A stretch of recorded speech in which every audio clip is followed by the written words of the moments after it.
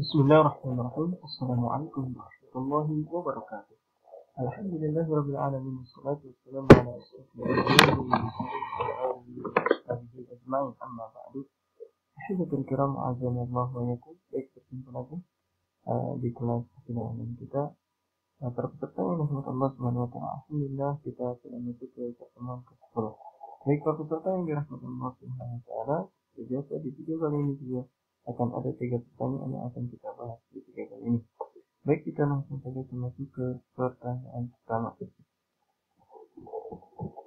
Baik, diperhatikan baik. Hal mu'alliqu al-kharazata wal wada'ata wa nahwaha?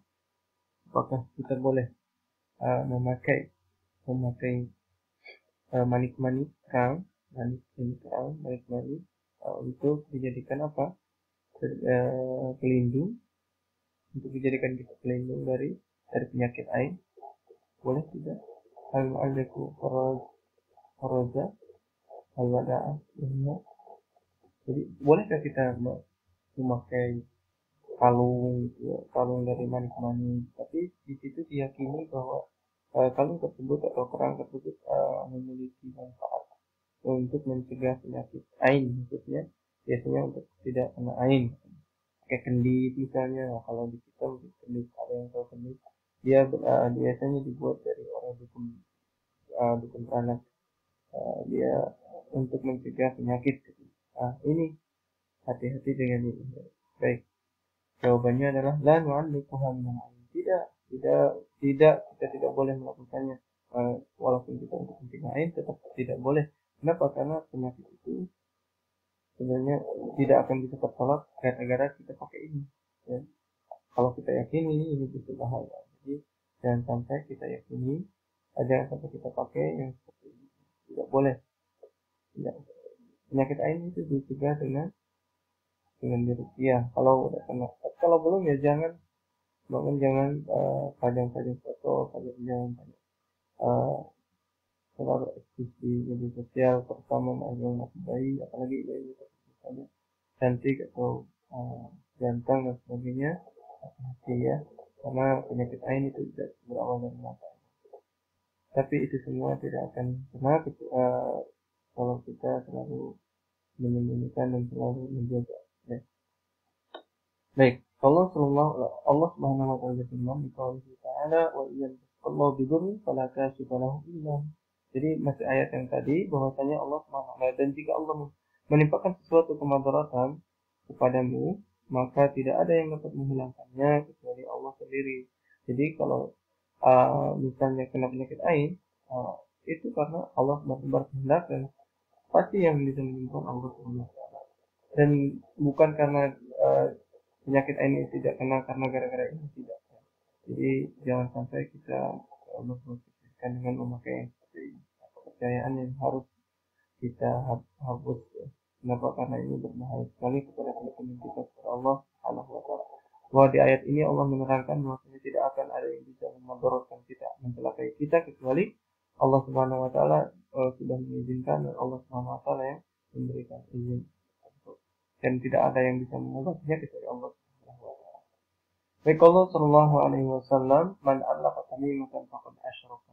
Man allaqa tamimatan, barang siapa yang memakai jimat, ya tamimah, kalung, maka sungguh ia telah syirik, berbuat syirik. Jadi kita kalau memakai jimat ini, maka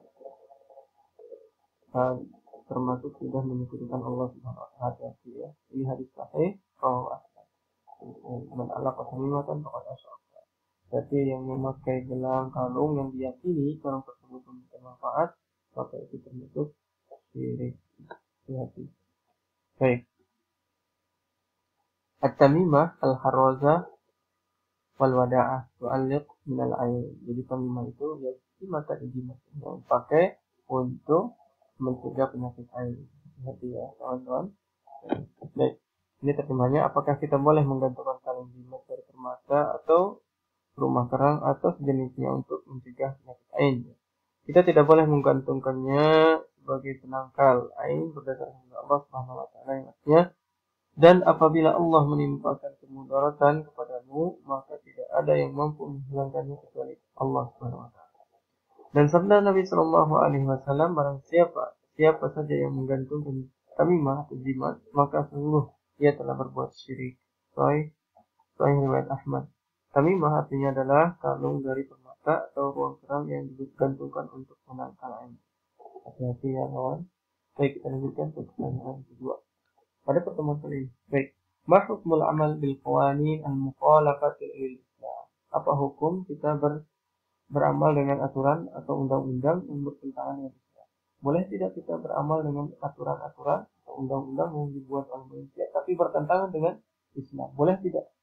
Jawabannya al-amal bil qawanin al-mukhalif lil Islam kufrun, tidak boleh. Berarti kita termasuk kufur kalau kita menjalankan qawanin yang bertentangan dengan Islam. Kufrun idza ajazaha au i'taqada salahiyataha. Misalnya dalam kanun misalnya dilarang salat. Nah, ini akan bertentangan sekali. Dilarang salat tidak boleh. Jadi kalau kita menyepakatinya dan kita ikuti aturannya, maka kita kufur. Yang sifatnya kita dikenakan wajib. Yang qawanin atau undang-undang yang bertentangan sekali dengan Islam, kita tolak. Mudah-mudahan Indonesia ini bisa undang-undangnya cepat diperbaiki bagi yang memiliki Islam. Baik, Allah Subhanahu wa taala berfirman, "Qala ta'ala wa man lam yahkum bima anzalallahu fa ulaika humul kafirun." Wa man lam tahkum a'immatuhum, qala sallallahu alaihi wasallam, "Wa man lam tahkum a'immatuhum bil kitabillah wa yatakhayyaru mimma anzalallahu illa ja'alallahu ba'sahum bainahum." Hasanun wa Ibnu Majah wa dalam ayat di sini dikatakan barang siapa yang tidak berhukum dengan apa yang diturunkan Allah, maka mereka itu adalah orang-orang yang kafir.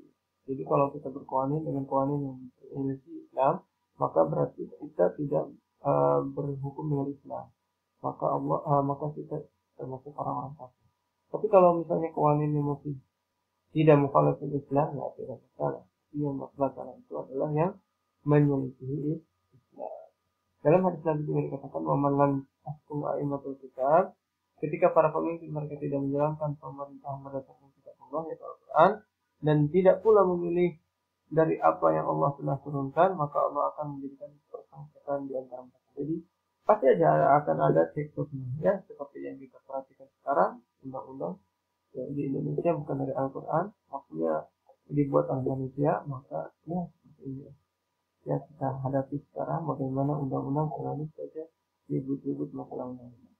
Ya karena itu bukan yang diturunkan oleh Allah Subhanahu. Pasti akan terus terjadi percekcokan. Maka itu tidak aneh sebenarnya, ya, akan terus terjadi percekcokan di antara mereka yang membuatnya. Karena itu bukan qawanin yang dibuat oleh Allah Subhanahu, yang diturunkan oleh Allah Subhanahu.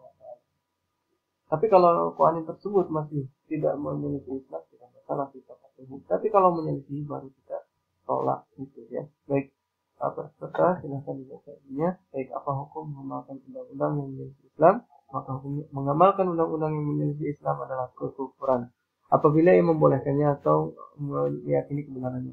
Allah Subhanahu wa taala berfirman yang artinya, dan siapa saja yang tidak memutuskan menurut apa yang Allah turunkan, maka mereka itulah orang-orang yang kafir. Nabi Shallallahu alaihi wasallam bersabda, dan selama para pemimpin mereka kaum muslimin tidak berhukum dengan kitab Allah dan tidak memilih apa Allah turunkan, apa yang Allah turunkan kecuali Allah akan jadikan kemusuhan di antara. Alhamdulillah, ya. Makanya kalau kita perhatikan keadaan negara kita, karena tidak berdasarkan qawanin dari Al-Quran langsung, hanya dari undang-undang yang mungkin di dalam undang-undang ada yang masih tidak menjadi Al-Quran, tapi masih banyak juga yang memiliki. Ya. Tapi kita berdoa saja semoga Indonesia ini tetap aman dan damai. Baik, para peserta yang melanjutkan pertanyaan terakhir pada video kali ini. Baik, kaifa naruddu soal syaitan man khalaqallah? Bagaimana cara kita menjawab pertanyaan syaitan ketika kita ada was-was, man khalaqallah, siapa yang menciptakan Allah Subhanahu? Biasanya syaitan datang seperti itu. Kamu diciptakan oleh siapa? Allah diciptakan oleh siapa? Ini pertanyaan yang lumayan akan menyesatkan kita kalau kita tidak pandai-pandai menjawab. Baik, idza waswasa syaitanu li ahadikum hadha soal falyasta'idz billah. Jadi kalau ada pertanyaan seperti itu dari waswas syaitan, maka segeralah kita memohon pertolongan kepada Allah Subhanahu wa taala. Qala ta'ala wa imma yanzaghan minasy-syaitani nazghun fasta'idz billah innahu huwas samiul alim. Jadi kalau kita digoda oleh syaitan dengan bertanya siapa pencipta Tuhan, siapa yang menciptakan Allah, maka mintalah pertolongan kepada Allah Subhanahu wa taala.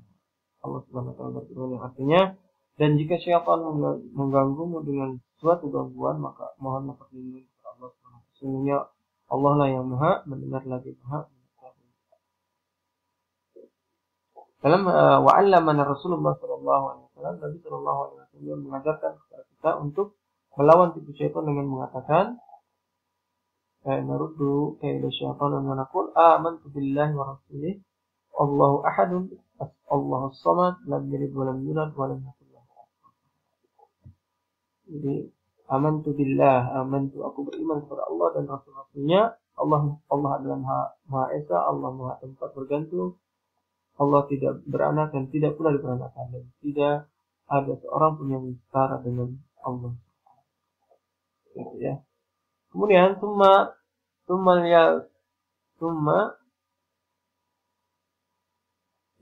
lihat full an yasarihi salasan wal yasta'id min syaitan wal yantahi fa inna dzalika yuzhibu anhu hadhihi khulasatul ahadits as-sahihah al-waridah fi Bukhari wa Muslim wa Ahmad wa Abi Dawud.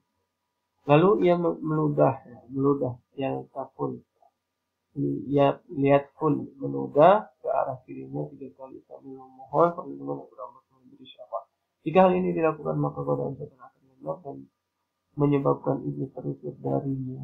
Jadi kalau kita baca, kita memohon perlindungan kepada Allah, kemudian kita meludah 3 kali ke kiri dan minta perlindungan dari Allah SWT, maka insya Allah syaitan akan pergi. Ya, baik, kita lihat semuanya.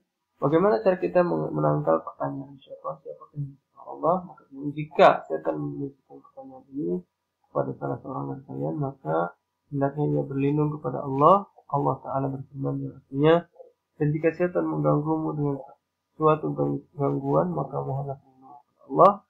Sesungguhnya Allah lah yang Maha mendengar lagi Maha mengetahui. Dan dari hadis Nabi Sallallahu Alaihi Wasallam, Rasul telah mengajarkan kepada kita untuk menangkal setan dengan cara kita katakan, aku berlindung kepada Allah dan Rasulnya. Allah Maha Esa, Allah Maha tempat bergantung, Allah tidak beranak dan tidak pula diperanakan, dan tidak ada seorang pun yang setara dengan Allah SWT.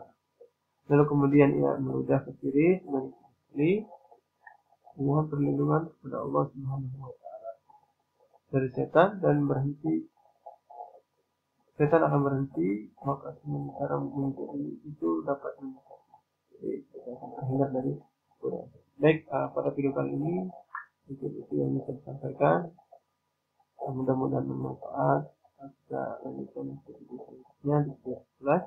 Baik, para peserta yang Allah SWT terhindar dari gangguan syaitan, sehingga kita bisa istiqomah terus belajar. Tidak ada batasnya kita belajar, kita saling, karena belajar itu tidak ada batasnya sampai kita meninggal. Barakallahu fiik, jazakumullah khairan, tetap semangat.